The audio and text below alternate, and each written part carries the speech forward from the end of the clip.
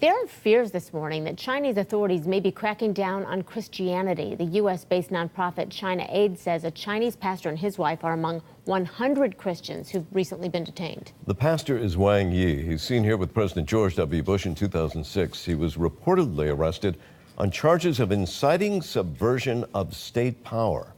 For more, CNN's Will Ripley is live in Hong Kong. Morning, Will.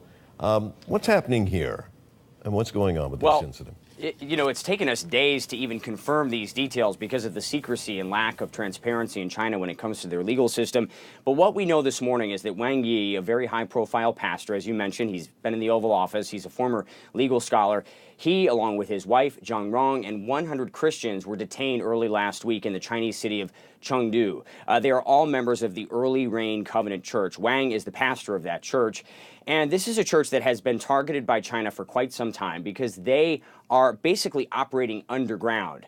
Churches in China have to register with the National Religion Bureau, which essentially guarantees that the Communist Party rules are being followed in church.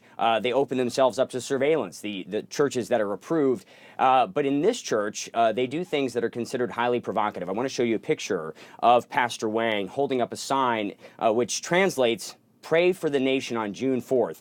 That's the anniversary of the 1989 Tiananmen Square massacre. And in China, which has tried to erase Tiananmen Square from its history completely, people aren't supposed to talk about it. CNN gets blacked out whenever we mention it in China.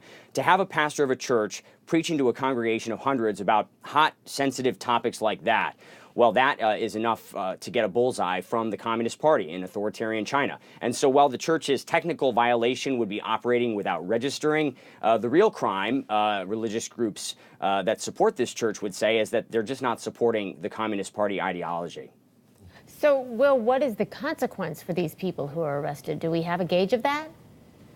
We don't know. There is concern that they, like others who have been detained for religious, crimes in the past, could be sent to these kind of re-education camps where China is accused of trying to brainwash people, essentially. You think about, what China's been accused of, which is like this crackdown on independent religious practice, a systematic, almost human rights abuse, talking about the hundreds of thousands of Muslim Uyghurs, for example. China says they're just trying to tackle violent extremism, but critics say they've essentially set up an Orwellian surveillance state, and the Buddhists in Tibet, another example. The U.S. Ambassador at Large for International Religious Freedom has actually designated China as one of 10 countries of concern because people there don't seem to have a right to religion, even though China, as an atheist state, is supposed to guarantee religion under the law. And so we're going to have to watch this very closely, but there is a lot of concern about these 100 Christians who have been detained.